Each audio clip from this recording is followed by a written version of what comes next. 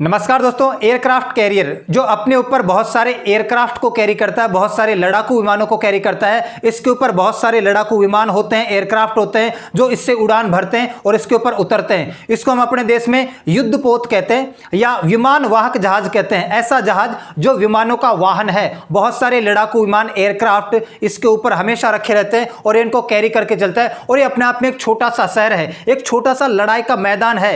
Battle field बोलते हैं छोटा सा। इसको सामान्य भाषा में आपने पढ़ा होगा डीमन ऑफ ओशन कहा जाता है, समुद्र का दानव कहा जाता है। जहां पर यह चला जाता है सामने वाले की शामत आने वाली है। आप सभी को पता है कि एयरक्राफ्ट कैरियर बहुत ही गिने चुने देशों के पास है। एयरक्राफ्ट कैरियर 6 से 8 महीने के लिए बाहर भेज दिया जाता है। यहां पर आर्मी है, सेना है, बहुत सारा। और ये अकेला कभी नहीं चलता, अपने साथ में पूरा का पूरा फ्लीट लेके चलता है, बेड़ा लेके चलता है। बहुत सारे इसके आसपास इसकी सुरक्षा करने के लिए बहुत सारे छोटे मोटे डेस्ट्रोयर होते हैं। आज हम इस बात पे चर्चा क्यों कर रहे हैं? क्योंकि चाइना अपना थर्ड एयरक्राफ्ट कैरियर को लॉन्च कर चुका है। और लॉन्च तो बहुत पहले कर चुका है, उसको प्रशिक्षण के लिए उतार चुका है, समुद्र में मीडियम ट्रायल के लिए उतार चुका है। और इसी के साथ चाइना दुनिया की तीसरी सबसे बड़ी ब्लू वाटर नेवी बन गई है। दुनिया की तीसरी सबसे बड़ी ब्लू वाटर नेवी अमेरिका के बाद। अमेरिका के पास सबसे ज्यादा युद्धपोत हैं, सबसे ज्यादा एयरक्राफ्ट कैरियर है 11 के आसपास। और चाइना अपना तीसरा एयरक्राफ्ट कैरियर को मीडियम ट्रायल के लिए उतार चुका है। हम कहां पर लैग करते हैं? हमारे पास कितने एयरक्राफ्ट कैरियर है? ये जो चैलेंजिंग सिचुएशन हमारे सामने आई है, अपना पड़ोसी देश जो हमें हर बार काउंटर करता है वो अपना तीसरा एयरक्राफ्ट लॉन्च कर चुका है। हम कब एयरक्राफ्ट कर चुकेंगे? तो कितनी चैलेंजेबल सिचुएशन है। भारत इसको कैसे काउंटर करेगा? चाइना इससे हमारे ऊपर या पूरी दुनिया के ऊपर कैसे दबाव बनाएगा? इसको थोड़ा डिटेल में समझते हैं। और हम ये भी देखेंगे कि जो समुद्र का दानव है, डीमन ऑफ ओशन है, समुद्र का दानव या डीमन ऑफ ओशन जो एयरक्राफ्ट है, इनकी संख्या धीरे धीरे घटने क्यों लगी है एज कंपेयर टू सबमरीन। पनडुब्बी या सबमरीन की संख्या धीरे धीरे बढ़ने लगी है और इनकी संख्या घटने लगी है। तो सबसे पहले हम बात करते हैं चाइना का जो तीसरा एयरक्राफ्ट कैरियर है, इसको 2017 में लॉन्च किया गया था। और अब इसको मीडियम ट्रायल के लिए समुद्र में ट्रायल के लिए उतार दिया गया है और इसका नाम है फुजियान। ये चाइना का तीसरा एयरक्राफ्ट कैरियर है, फुजियान। अच्छा, चाइना के पास इससे पहले 2 और एयरक्राफ्ट कैरियर हुआ करते थे।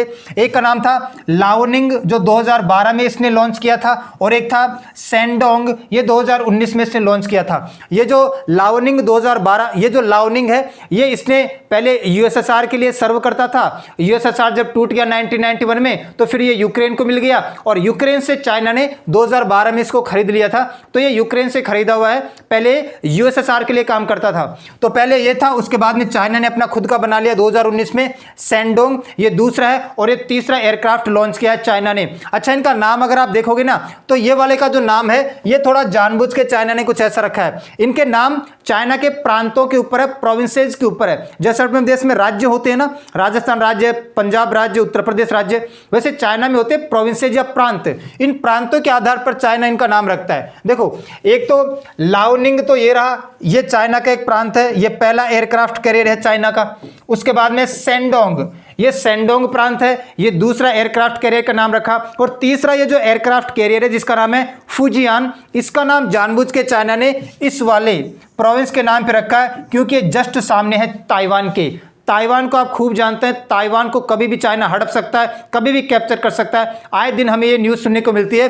तो जस्ट ये जो प्रोविंस है, ये ताइवान को जस्ट फेस करता है, जस्ट इसके सामने। इसलिए चाइना ने जानबूझकर इस एयरक्राफ्ट का नाम रखा है फुजियान प्रोविंस के नाम पर, ताकि दुनिया को संदेश जा सके कि बहुत जल्द चीन ताइवान को कंट्रोल कर लेगा, इसको कैप्चर कर लेगा। अगर हम भारत की बात करते हैं, तो भारत के पास भी 2 एयरक्राफ्ट कैरियर है भाई। 2 एयरक्राफ्ट कैरियर कौन कौन से? एक तो आईएनएस विक्रमादित्य जो हमारे पास 2013 में हमने कमीशन कर दिया था, 2013 से हमारे देश में मौजूद है। और एक है आईएनएस विक्रांत जो 2022 में हमने लॉन्च किया था। आईएनएस विक्रांत और आईएनएस विक्रमादित्य हमारे पास मौजूद है, ये 2013 से और ये 2012 से। हमने 2 एयरक्राफ्ट कैरियर को डीकमीशन भी कर दिया है। आप सभी को पता है कि आपने पहले नाम सुना होगा आईएनएस विक्रांत। आईएनएस विक्रांत पहले हमारे पास बहुत पुराना एयरक्राफ्ट कैरियर हुआ करता था आईएनएस विक्रांत नाम से। और आईएनएस विक्रांत ने 1997 तक सर्विस दी भारत देश के लिए। फिर इसको 1997 से लेकर 2012 तक म्यूजियम में रखा गया, म्यूजियम के तौर पर दिखाने के लिए रखा गया, क्योंकि 1971 के बारे में इसने बहुत बड़ी जिम्मेदारी निभाई थी पाकिस्तान को हराने में। और फिर 2014-15 के आसपास इसको डिस्ट्रॉय कर दिया गया, कोलकाता शिपयार्ड के अंदर इसको तोड़ दिया गया। और इसी के इसी के नाम पर हमने अपना नया एयरक्राफ्ट कैरियर बनाया है आईएनएस विक्रांत, जो 2022 में लॉन्च किया है। एक तो ये हमने डीकमीशन कर दिया, इसको हटा दिया, और एक आईएनएस विराट भी हमारा एक छोटा सा एयरक्राफ्ट कैरियर हुआ करता था, इसको हमने डीकमीशन कर दिया था, सर्विस से बाहर कर दिया था 2017 में।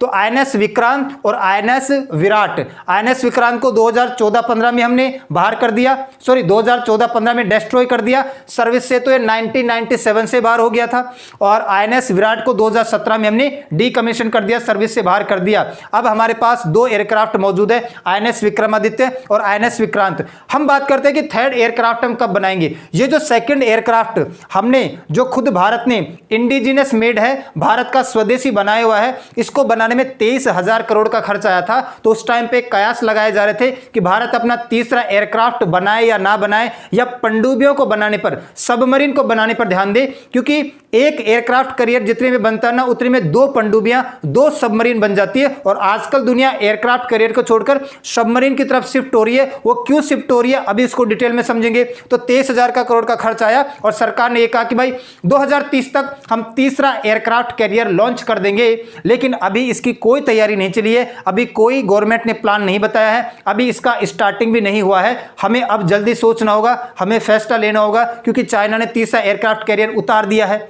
ठीक है, इसके बाद हम अगर आगे बात करें, अच्छा, जो तीसरा एयरक्राफ्ट कैरियर हम बनाएंगे ना, अभी बनाना शुरू नहीं किया, प्लान नहीं किया है, लेकिन जो बनाएंगे उसका नाम रखा जाएगा आईएनएस विशाल। उसको हम बोलेंगे आईएनएस विशाल। सारे के सारे एयरक्राफ्ट कैरियर का नाम अपना वी से स्टार्ट होता है, INS Vikramaditya, INS Vikrant, INS Virat, INS Vishal. तो अब जो नया तीसरे नंबर का बनने वाला है वो आईएनएस विशाल बोला जाएगा।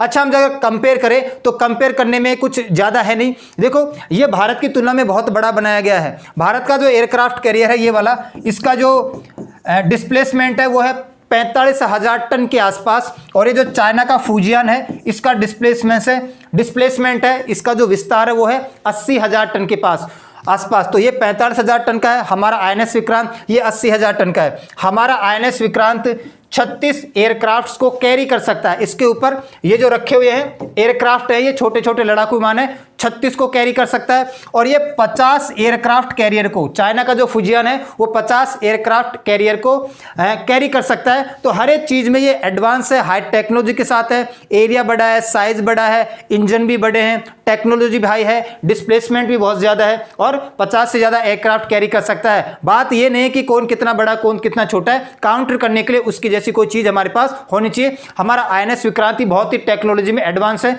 बहुत आगे है। अब हम आगे बात करते हैं। अगर हम पूरी दुनिया को ध्यान से देखें ना, तो इस चार्ट को देखो, बहुत ही गिने चुने देश है जिनके पास आपको एयरक्राफ्ट कैरियर मिलेगा, एक विमान वाहक जहाज मिलेगा। देखो, अर्जेंटीना के पास नहीं है, ऑस्ट्रेलिया के पास नहीं है, ब्राजील के पास नहीं है, कनाडा के पास नहीं है, चाइना के पास इसको मिला के 3 हो चुके हैं। अब चाइना के पास 3 एयरक्राफ्ट कैरियर इन सर्विस है, काम कर रहे हैं। उसके बाद में फ्रांस के पास 1 है, जर्मनी के पास नहीं है, इंडिया के पास अभी 2 ही है, आईएनएस विक्रमादित्य 2013 वाला और आईएनएस विक्रांत 2022 वाला। इसके बाद में इटली के पास 2 है, जापान के पास 2 है, रशिया के पास 1, स्पेन के पास 1, थाईलैंड के पास 1, टर्की के पास 1, है ना, यूनाइटेड किंगडम के पास 2 और यूनाइटेड स्टेट्स के पास है 11। तो यूनाइटेड स्टेट्स अमेरिका के पास 11, इसके बाद में नंबर आता है चाइना का ही। तो दुनिया की पहली ब्लू वाटर नेवी, सबसे बड़ी नेवी यूएसए की कही जाती है, और उसके बाद दुनिया की दूसरी सबसे बड़ी ब्लू वाटर नेवी बन चुकी है, चाइना की बन चुकी है, जो 3 एयरक्राफ्ट कैरियर रखती है। अच्छा, उसके बाद में अगर आप ये देखोगे डीकमीशन, कितने एयरक्राफ्ट कैरियर को किन देशों ने सर्विस से बाहर किया है, ये देखने के बाद आपको समझ में आ जाएगा कि ये जो समुद्र का दानव है, इसकी वरीयता पनडुब्बी की तुलना में, सबमरीन की तुलना में घटती क्यों जा रही है। यहां पर देखो, अगर आप ध्यान से देखोगे, चाइना ने एक भी एयरक्राफ्ट कमीशन को डीकमीशन नहीं किया है, सर्विस से बाहर नहीं किया है। चाइना के पास शुरुआत में सबसे पहले एयरक्राफ्ट कैरियर 2012 में आया था, जो यूक्रेन से खरीदा था, लाओनिंग नाम का। फिर 2017 में इसने खुद का बना लिया, और अब ये तीसरा लॉन्च किया है। तो इसने एक भी डीकमीशन नहीं किया। फ्रांस ने 7 डीकमीशन किए हैं, 7 सर्विस से बाहर किए हैं। भारत ने 2 डीकमीशन किए, अभी मैं आपको बता रहा था, एक तो आईएनएस विक्रांत पुराने वाला, और एक आईएनएस विराट, इन दोनों को डीकमीशन किया दिया है। जापान को अगर आप देखोगे तो जापान के पास पहले एयरक्राफ्ट कैरियर की पूरा का पूरा फ्लीट हुआ करता था, बेड़ा हुआ करता था, 25 हुआ करते थे पहले। 25 एयरक्राफ्ट कैरियर को जापान ने डीकमीशन कर दिया, सर्विस से बाहर कर दिया है। उसके बाद में रशिया ने 4 एयरक्राफ्ट कैरियर को बाहर किया, ब्रिटेन ने या यूनाइटेड किंगडम ने 38 एयरक्राफ्ट कैरियर को बाहर किया है। ये नया एयरक्राफ्ट कैरियर बनाता नहीं है, शुरुआती दौर में आज से 10-15 साल पहले जितने भी एयरक्राफ्ट कैरियर इसने बनाए थे, इसने पूरी दुनिया के देशों को बांट दिए हैं और 38 से ज़्यादा एयरक्राफ्ट कैरियर को सर्विस से बाहर निकाल दिया है। और अमेरिका ने तब से लेकर अब तक 55 एयरक्राफ्ट कैरियर को बाहर निकाल दिया है, डीकमीशन कर दिया है, सर्विस से बाहर निकाल दिया, अब उसके पास 11 है। और अगर हम ये देखें कि भाई कौन नया बना रहा है, अंडर कंस्ट्रक्शन चाइना 2 और बनाएगा, ठीक है, भारत भी 1 और बनाने की प्लानिंग कर रहा है, कोई और कुछ भी नहीं बना रहा, केवल अमेरिका बनाएगा 3 और एयरक्राफ्ट कैरियर, क्योंकि उसको तो मेंटेन करना जरूरी है। तो ये दुनिया एयरक्राफ्ट कैरियर का कभी बेड़ा हुआ करता था, इनके ऊपर मर मिटने को तैयार थी कि हमारे पास तो एयरक्राफ्ट कैरियर जितना ज्यादा होगा, ब्लू वाटर नेवी इतनी स्ट्रांग होगी, लेकिन अब उसकी जगह ले चुकी है सबमरीन। अगर आप सबमरीन को देखो पूरी दुनिया में, तो सबमरीन की संख्या आपके सामने है। सबसे ज्यादा सबमरीन नॉर्थ कोरिया के पास है।